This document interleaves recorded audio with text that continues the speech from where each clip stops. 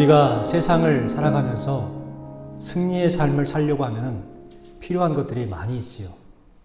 그 중에 가장 핵심적인 필요 세 가지가 있다고 하면 여러분 무엇이 있겠습니까? 내가 승리의 삶을 살아가고자 한다 하면 여러분 절대적으로 필요한 세 가지 조건이 있습니다. 여러분에게 말씀을 드립니다. 혹시나 나는 승리하는 삶을 살아야 되겠다 하시는 분들은 지금 메모를 하셔도 됩니다. 이 세 가지만 기억하면 여러분들은 제가 장담하건대 승리의 삶을 살 수가 있습니다. 첫 번째, 성령 충만입니다. 성령 충만. 두 번째, 성령 충만입니다. 여러분에게 세 번째 말씀드리겠습니다. 뭘까요? 성령 충만하면 됩니다. 이 세 가지만 여러분 기억하시면 분명히 여러분은 승리의 삶을 살 수가 있습니다. 여러분 이것은 절대로 농담이 아닙니다. 성령 충만은 우리에게 꼭 필요한 것이죠. 우리는 예수 그리스도를 믿음을 통해서 구원을 받았습니다. 그리고 이 땅을 살아가는 동안에 능력의 삶과 하나님의 놀라운 역사를 이루어내는 삶을 살기 위해서 성령 충만을 경험해야 되는 것입니다. 오늘 이 시간 이 자리에 모여서 함께 예배하는 여러분 모두에게 예수님을 믿는 구원과 또 성령 충만에 승리하는 삶을 살아가시기를 주님의 이름으로 축복합니다. 오늘은 교회력으로 성령 강림 주일입니다. 예수님께서 승천하시면서 약속하셨던 성령님께서 마가의 다락방에서 기도하던 120명의 성도들에게 임하신 날입니다. 성령 강림으로 인해서 시작된 시대가 바로 교회 시대지요. 교회 시대는 곧 성령의 시대인 것을 말하고 있는 것입니다. 그래서 성령 강림 주일은요, 초대교회의 시작이에요. 그리고 우리에게 매우 중요한 날이기도 합니다. 교회 역사는요, 성령 충만의 역사였어요. 우리는 성령 충만을 간절히 삼아야 됩니다. 그래서 이와 같은 찬양이 있잖아요. 성령이 계시네, 할렐루야 함께 하시네, 좁은 길을 걸으며 밤낮 기뻐하는 것 주의 영이 함께함이. 성령이 계시네, 할렐루야 함께 하시네, 좁은 길을 걸으며 밤낮 기뻐하는 것 주의 영이 함께함이라. 아멘. 이 시간에 참여하신 여러분들이 이 예배함을 통해서 성령의 충만의 역사함을 경험하는 그러한 시간이 되시기를 주님의 이름으로 축원합니다. 충남 금산에서 대안학교를 하고 있던 어떤 분이 책을 썼습니다. 삶은 풀어야 할 문제가 아니라 경험해야 할 신비입니다. 아이들에게 인생을 어떻게 살아가야 되는지 설명해 주기 위해서 쓴 책이죠. 그런데 이 책에 보면 우리에게 매우 중요한 애화가 하나 있습니다. 애벌레는 길의 모든 것이 장애물이요 문제이다. 그러나 이 애벌레가 나비가 됐을 때 애벌레 때 모든 문제가 나비 때는 구경거리가 되는 것이다. 이와 같이 이야기를 했습니다. 여러분 이 이야기를 곰곰하게 생각해 보십시오. 애벌레는요 길을 나설 때에 돌도 장애물이 되고 나뭇가지도 장애물이 되고 물가도 장애물이에요. 살면서 모든 것이 다 장애물입니다. 그러나 그 애벌레가 나비가 되면 어떻게 될까요? 애벌레 때 그렇게 고생하고 넘어야 될 문제들, 내가 해결해야 될 문제들이 나비가 됐더니 어떻게 돼요? 훨훨 날아다니면서 구경하는 구경거리가 된다는 거예요. 여러분 맞습니다. 우리가요 땅의 사람, 육신의 삶을 살아가면 이 땅의 모든 것들이 장애물이요 문제가 되는 거예요. 슬픔도 문제요, 죽음도 문제가 됩니다. 질병과 고통과 실패와 갈등, 수많은 문제들을 그렇게 넘어가면서 힘겹게 살아가야 될 인생들이죠. 그러나 우리들이 그와 같은 인생을 살아가다가 성령님을 경험하게 되면서 우리는 그 모든 문제를 이겨낼 수 있는 힘이 생기고 그것을 구경할 수 있는 여유가 생기는 것입니다. 여러분 성령 충만을 받으시길 바랍니다. 성령 충만을 통해서 우리가 이 세상을 살아갈 때 비로소 행복하고 참된 평안을 얻을 수가 있는 삶을 살아가게 되는 것입니다. 사람들은요, 인생이 고단하다고 합니다. 고생이라고 말합니다. 그래서 욥기서에도 이런 말이 있죠. 사람은 고생을 위하여 난나니 불꽃이 위로 날아가는 것 같으니라. 이와 같이 이야기를 했습니다. 욥이 고생하니까요, 고백하는 거예요. 사람은 고생을 위하여 났다. 여러분, 그렇습니다. 사람은 고생을 위하여 났지만 그 안에 성령이 함께 하시면요, 고생이 아니라 형통의 삶을 살 줄 믿습니다. 그렇기 때문에 성령으로 거듭난 삶, 성령의 사람이 되는 것이 매우 중요한 거예요. 성령의 사람이 될 때 결코 넘을 수 없을 것 같은 인생의 장애물을 넘을 수 있는 것입니다. 영국의 한 광고회사가 신문에 문제를 하나 냈는데, 그 영국의 제일 북쪽에 있는 에든버러라는 곳이 있어요. 그 에든버러가 북쪽에 있고 제일 남쪽에 있는 곳이 런던입니다. 에든버러에서 런던까지 가장 빨리 갈 수 있는 방법이 무엇일까요? 라는 퀴즈를 신문에 냈습니다. 비행기로는 1시간, 버스로는 6시간 정도 걸리고 기차로는 4시간 정도 걸리는. 자, 그렇다면 여러분이 생각할 때 가장 빨리 가는 방법이 뭘까요? 안전하고 가장 빠르게 가는 방법. 신문 광고를 보고 사람들이 응모를 합니다. 어떤 사람은 비행기를 타고 가면 됩니다. 왜요? 가장 빠르니까. 두 번째는 기차를 타고 가다가 환승해서 버스를 타면은 빨리 갈 수 있습니다. 또 어떤 분은 스포츠카를 타면서 시속 240km로 밟으면 제일 빨리 갈 수 있습니다. 뭐 이와 같은 이야기도 했고 또 황당한 이야기도 많이 있었는데, 여러분 어떤 사람이 그 퀴즈를 풀고 상을 받은 줄 아십니까? 바로 이 답이었습니다. 어떤 답이었느냐? 사랑하는 사람과 함께 가는 방법. 여러분, 사랑하는 사람과 함께 가는 방법이 가장 빨리 가는 방법이요, 가장 안전하게 가는 방법이라는 거예요. 사랑하는 사람과 함께 버스를 타거나 길을 가면은 그 길이 어떻습니까? 즐거운 거예요. 막 이야기하고 대화하면서 하다 보면은 언제 갔는지 모르게 순식간에 가는 것처럼 더 가고 싶은 마음이 생기잖아요. 사랑하는 사람과 함께 여행한다는 것, 길을 간다는 것, 매우 빠른 길이요, 안전한 길이 되는 것입니다. 이 사람이 상금을 받았다고 합니다. 여러분, 그렇습니다. 우리 인생에서 누구와 함께 가느냐, 어떤 사람과 함께 손을 잡고 가느냐 매우 중요합니다. 어떤 사람이 개하고 달리기를 합니다. 경주를 하기 시작하는데, 여러분 개가 빠를까요? 사람이 빠를까요? 네, 개가 딴청 부리다가 엉뚱한 곳으로 가면은 사람이 이기고, 개가 그냥 마음 먹고 달리면은 개가 순식간에 이기더라고요. 자, 그런데 아나운서가 그 모습을 보고 이런 이야기를 했습니다. 경주자가 개보다 빨리 들어왔어요. 그러니까 뭐라고 한지 아십니까? 개보다 더한 사람이라. 개보다 늦게 들어왔어요. 그러니까 뭐라고 한지 아세요? 개만 또 못한 사람. 개하고 같이 딱 들어왔습니다. 그랬더니 뭐라고 해요? 욕 아닙니다. 개 같은 사람. 이렇게 이야기하더라고요. 여러분, 여기에서 우리는 깊이 뭔가를 생각해 봐야 돼요. 누구와 함께 달리고 누구와 함께 걷느냐에 따라서 우리는, 여러분, 열심히 살아도 욕을 먹는 경우가 있어요. 그러나 여러분 반대로 생각해 보십시오. 예수님과 함께 달리기라고 한다고 생각해 보세요. 예수님과 함께 출발합니다.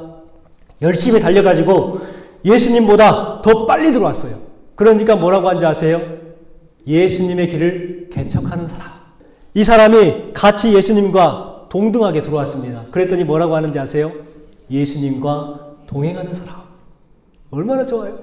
또 예수님을 이렇게 예수님보다 늦게 들어왔어요. 그랬더니 뭐라고 하는지 아세요?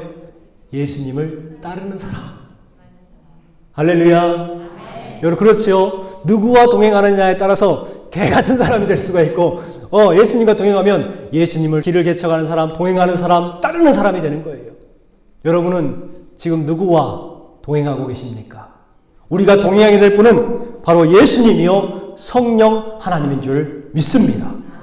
오늘 말씀은요, 사도 베드로께서 이달리아의 군대 백부장이었던 고넬료의 집에 가가지고 그 고넬료의 집에 말씀을 전하고 성령이 임하는 역사를 나타내는 그러한 말씀이 기록이 되어 있습니다. 고넬료는 어떤 사람입니까?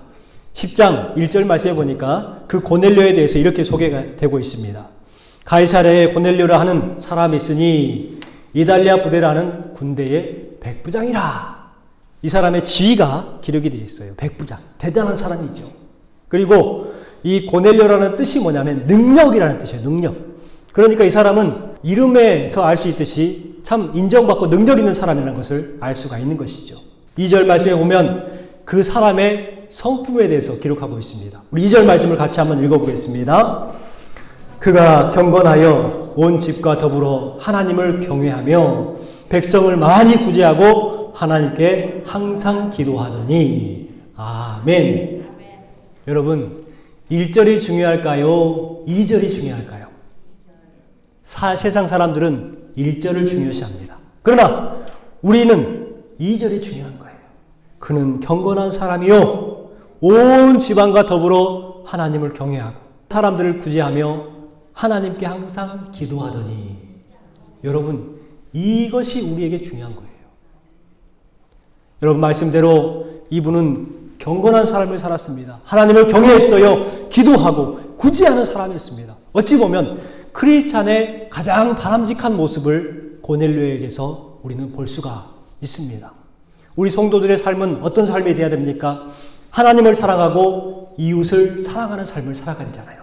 고넬료가 바로 그와 같은 삶, 하나님을 사랑하는 삶을 살았고 이웃을 사랑하는 그러한 삶을 살았습니다.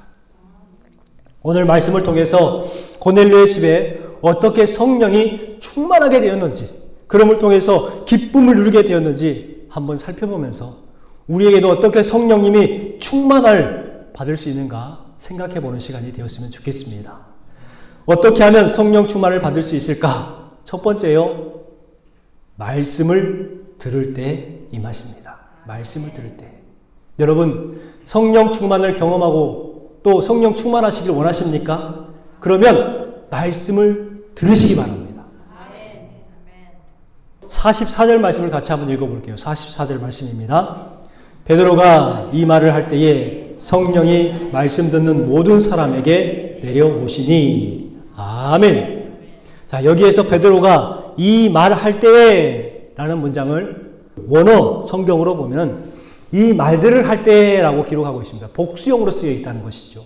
이 말들이라는 것은 뭐냐면 고넬료의 집에서 설교를 했다는 말이에요. 그들에게 복음을 전했다는 것이죠. 그 설교를 했을 때에 그곳에 있었던 온 집안의 사람들이 성령을 경험하게 되었다는 것입니다. 여러분, 성령님은요, 말씀을 들을 때에 그 듣는 사람에게 임재하는 줄 믿습니다. 그런데요, 베드로가 고넬료의 집에서 말씀을 전할 때에 그 말씀의 핵심이 뭐였을까요? 그 말씀의 핵심은 다른 것이 아니라 예수님은 그리스도입니다. 이것을 전했어요. 예수님은 그리스도입니다. 우리가 늘 듣는 복음 아닙니까? 우리는 생각할 때에 무엇인가 특별한 말씀을 들어야 되고 은혜로운 말씀을 들어야 되고 목사님들께서 엄청난 말씀과 은혜를 끼쳐야 성령님이 임한다고 생각을 해요. 그런데 성경은요, 그 어디에도 그래서 임재한다는 말씀은 기록되어 있지 않습니다. 여러분, 성령님은 언제 임하시느냐? 예수 그리스도를 들을 때에, 예수 그리스도 이름이 선포되는 곳에 성령님이 임하시는 것입니다. 여러분, 성령님이 임할 때에 놀라운 역사가 일어나게 되는 거예요. 여러분, 예수님의 이름이면 충분한 거 아닙니까?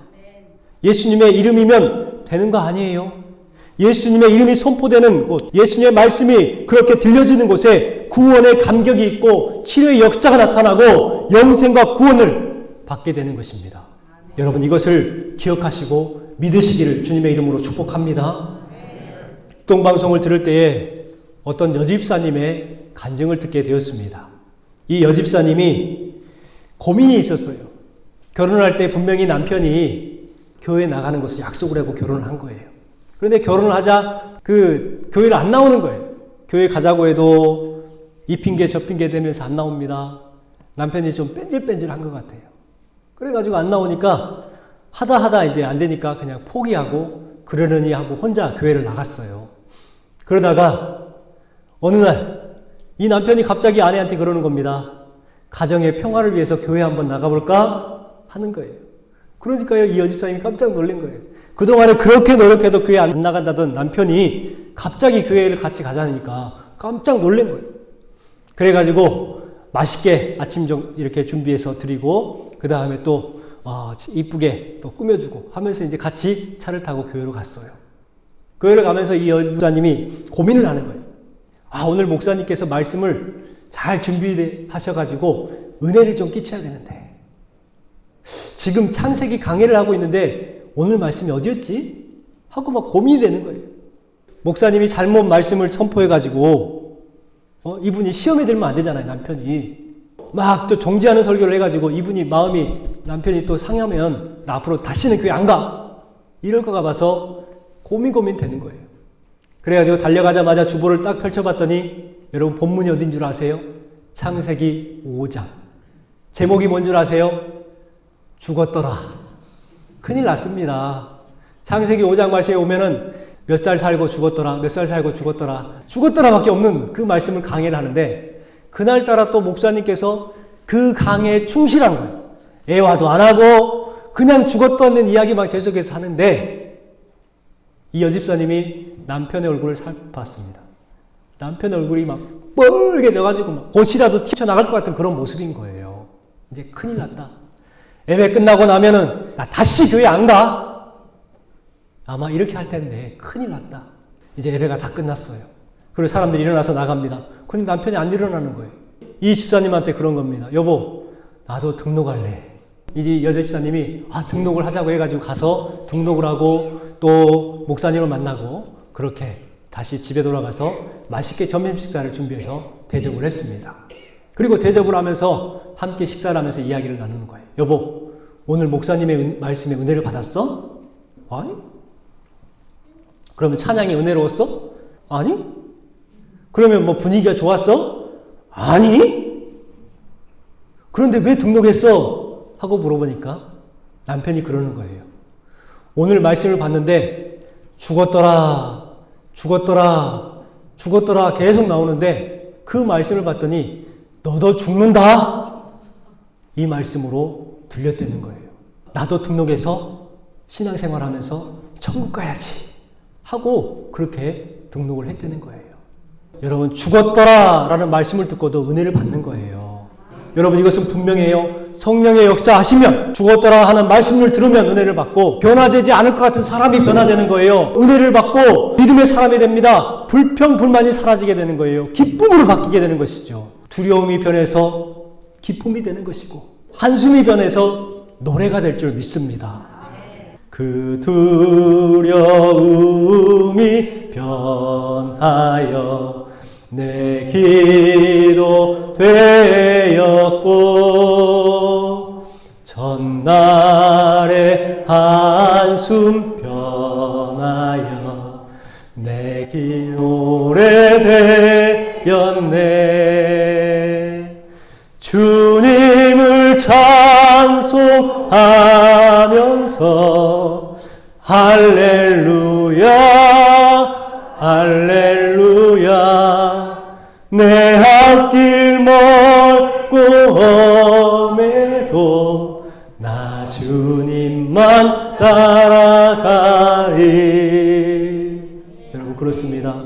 성령을 경험하고 나면은요 두려움이 변해서 기도가 되는 거예요. 성령을 경험하고 나면은 한숨이 변하여 노래가 되고 기쁨이 될 줄 믿습니다. 여러분 이 시간에 여러분 모두에게 성령 충만의 은혜가 임하시기를 주님의 이름으로 축복합니다. 두 번째는 하나님께 기도할 때에 성령이 임하십니다. 하나님께 기도할 때. 그런데요 여기에서 전제를 하나를 답니다. 함께 기도할 때. 함께 기도할 때. 우리가 읽진 않았지만 2절과 3절 말씀을 보십시오. 그곳에 보면은 고넬료에 대해서 이야기를 하고 3절에 하루는 제9시쯤 되어 환상 중에 밝히 봄에 하나님의 사자가 들어와 이르되 고넬료야 하니 라고 말합니다. 여러분 고넬료가 하나님 앞에 기도했을 때에 하나님의 응답을 받은 것이죠. 2절 하반절에 보니까 뭐라고 기록되어 있냐면 하나님께 항상 기도하더니 이것이 중요합니다. 기도할 때에 성령님이 임하는 거예요. 사도행전 2장 1절부터 14절 오순절 날에 마가의 다락방에 성령님께서 처음 임하시는 그 모습이 기록이 되어 있습니다. 이 제자들이 뭘 하고 있었을까요? 함께 모여서 기도했습니다.